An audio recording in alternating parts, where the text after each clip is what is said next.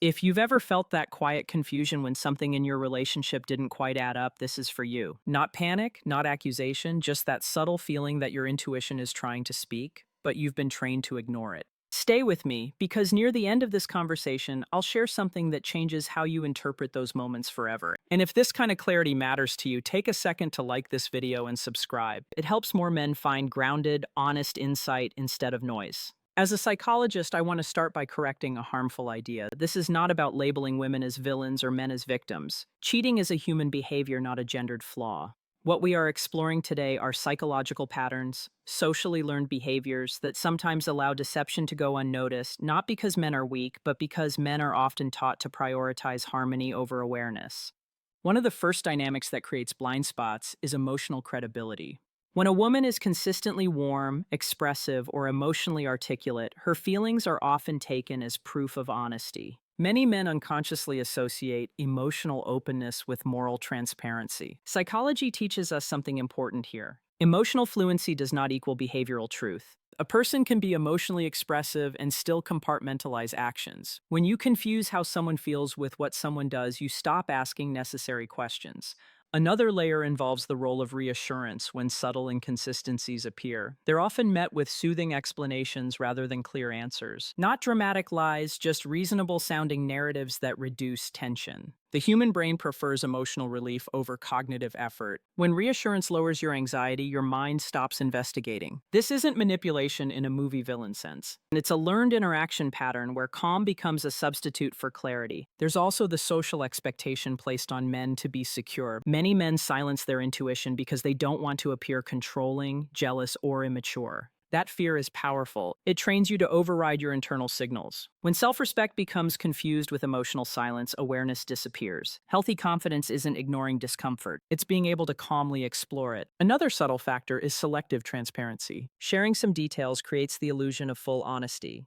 When someone volunteers partial information freely, your brain fills in the gaps with trust. You assume that if something were wrong, it would already be visible, but trust without discernment isn't trust, it's assumption. I want you to hear this clearly. Noticing patterns is not the same as making accusations. Emotional intelligence doesn't mean suspicion, it means perception. As we continue, you'll begin to see how these dynamics form quietly, how they feel normal while they're happening, and why so many men only understand them in hindsight. When you understand the pattern, you stop blaming yourself and you start seeing clearly. One of the most misunderstood psychological dynamics in relationships is consistency.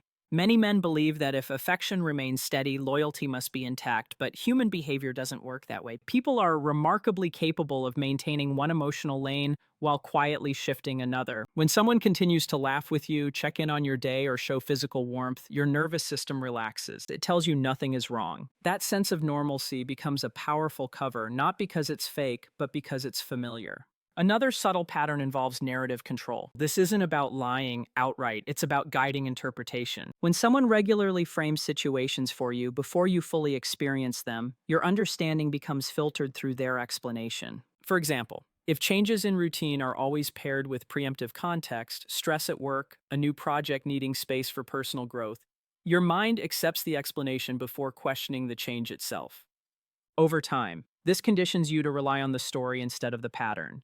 Then there's the use of emotional contrast. When moments of distance are followed by sudden warmth, your attention shifts from questioning the absence to appreciating the presence. Psychologically, intermittent reinforcement is one of the strongest bonding mechanisms. Your focus moves toward regaining closeness, rather than understanding why closeness disappeared in the first place. This isn't always intentional, but it is effective. Your emotional energy becomes occupied, leaving little room for analysis. Social proof also plays a quiet role. When a partner is admired, trusted, or validated by others, your doubts feel unjustified. You think, if everyone sees her as caring and honest, my discomfort must be my issue. Humans are wired to trust the group. This instinct keeps societies functioning, but in intimate relationships, it can override personal perception. You begin to outsource your judgment. Another layer involves timing, important. Conversations are often delayed until moments when you are emotionally tired, distracted, or relieved. That conflict didn't escalate. When clarity arrives at the wrong time, it doesn't land. Your brain chooses peace over precision. You tell yourself you'll revisit it later, but later rarely comes. Notice what's happening here. None of this requires dramatic behavior. No raised voices, no obvious red flags, just small psychological shortcuts that make uncertainty feel unreasonable. When uncertainty feels unreasonable, you stop listening to it. This is why many men say, "I never saw it coming." The truth is, something was sensed, but it was explained away, softened, or postponed. Awareness doesn't come from suspicion. It comes from respecting your internal data, even when it's inconvenient. As we continue, you'll start to recognize how easily perception can be redirected without force, and why clarity requires calm, courage, not confrontation. Another powerful dynamic that often goes unnoticed is role stability. When a woman has a clearly defined role in your life, supportive partner, emotional anchor, the person who keeps things together, your mind resists information that threatens that image. Psychologically, the brain protects familiar structures because they create safety.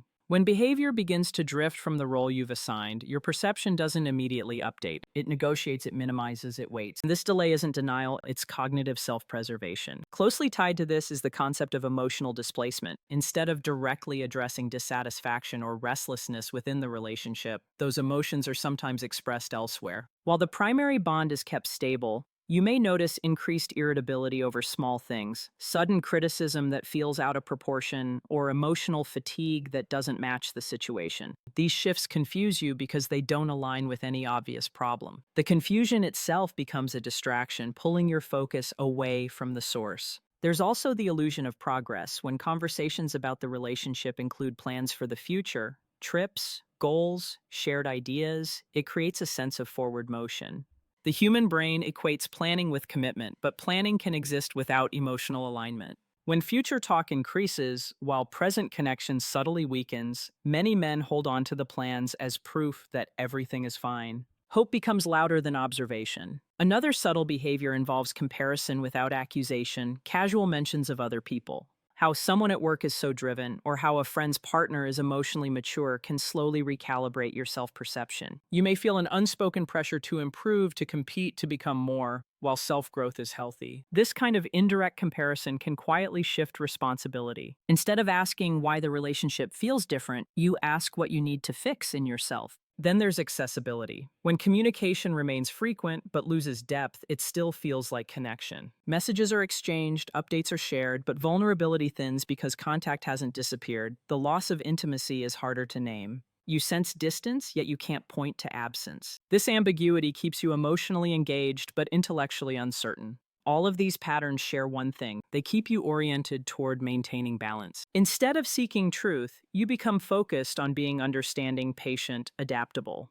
Those are strengths, but without awareness, strengths can become blind spots. I want you to remember this. Healthy relationships don't require you to ignore persistent internal signals. Emotional maturity doesn't mean constant tolerance. It means honest self-listening. As we move forward, you'll see how recognizing these shifts early isn't about control or fear. It's about self-respect and emotional clarity, the kind that allows you to respond thoughtfully instead of react painfully later. One of the quietest psychological shifts happens in how responsibility is framed. When trust begins to erode, attention is often redirected toward your reactions rather than the original concern. You may notice that when you ask for clarity, the conversation subtly turns toward your tone, your timing, or your sensitivity over time. This conditions you to monitor yourself instead of the issue. Self-reflection is healthy, but when it replaces mutual accountability, it becomes disorienting. Another pattern involves controlled vulnerability. Selective sharing of struggles, stress, or emotional wounds can create empathy while simultaneously limiting deeper access. When someone reveals pain, you instinctively soften, you become protective. This emotional caretaking shifts the dynamic. Your role becomes support rather than inquiry.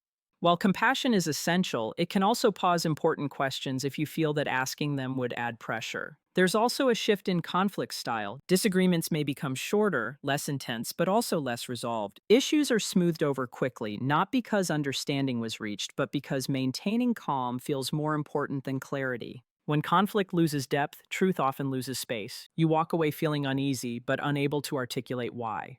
Another subtle signal is a change in boundaries that's framed as personal growth, more independence, more privacy, more time alone.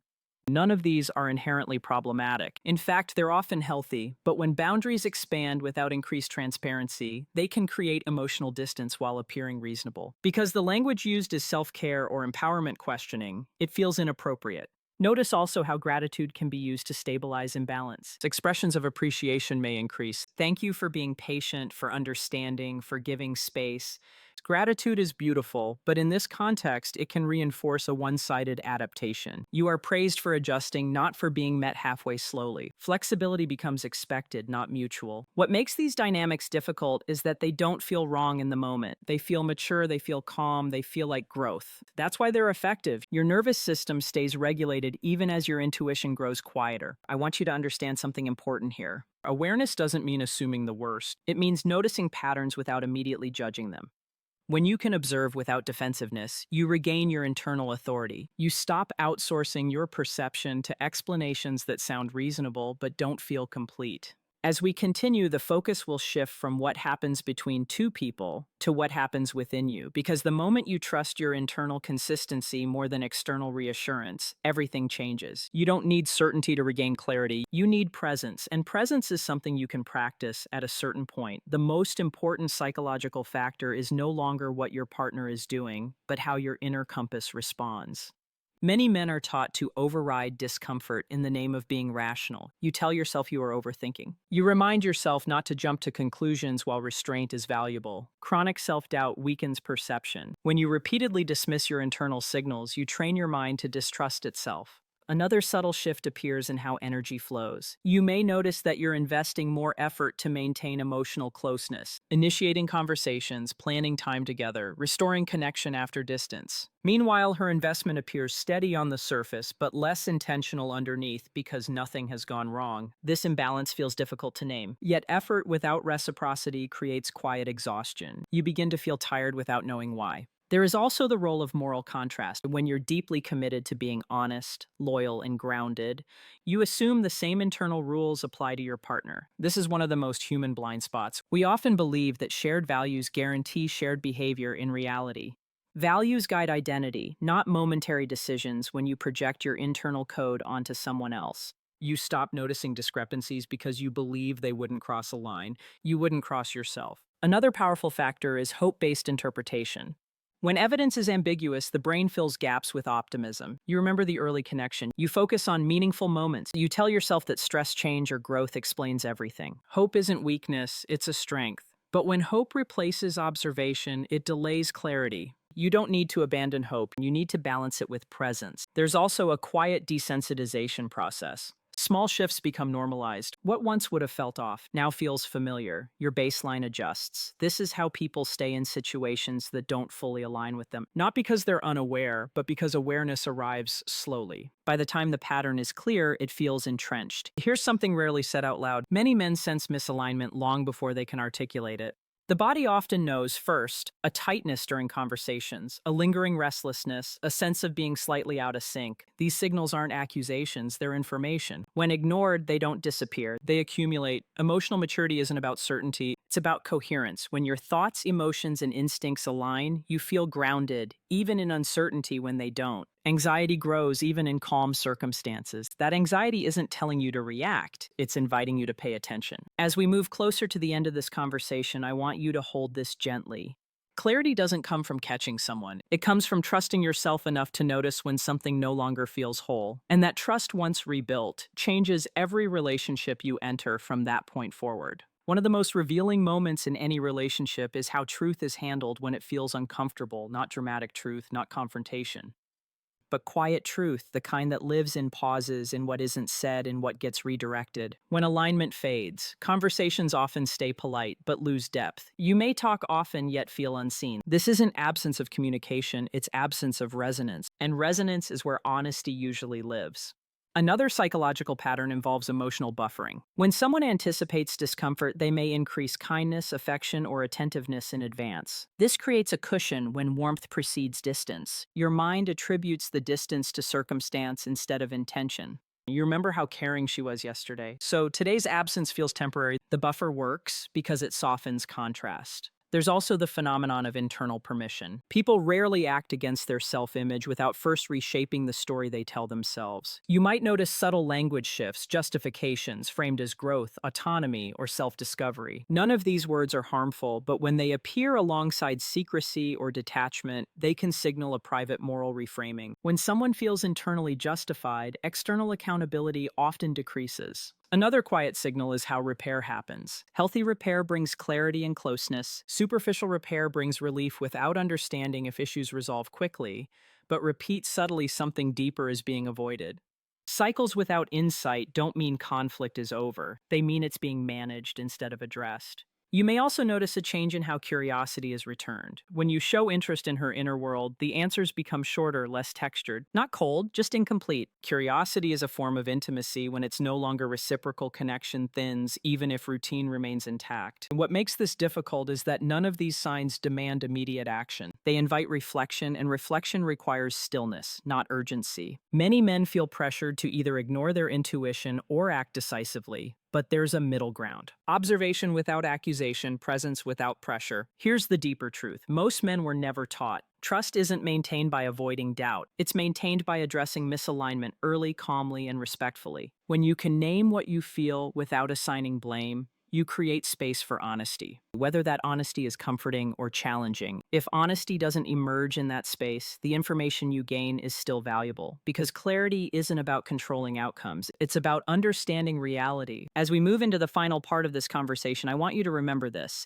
You don't need proof to honor your experience. You need integrity with yourself. When you stop negotiating with your inner voice, you stop being surprised by outcomes. And that shift from confusion to coherence is where real emotional strength begins. Here is the part most men never hear, and the part that changes everything when it finally lands. The goal was never to outsmart anyone, catch anyone, or decode behavior like a puzzle. The real work is learning how to stay connected to yourself while staying connected to another person. When those two connections drift apart, confusion enters when they stay aligned. Clarity follows regardless of what someone else chooses to do. Many men believe that awareness will make them anxious or guarded. In reality, the opposite is true. When you trust your perception, you relax. You stop scanning for threats because you know you'll notice what matters when it matters.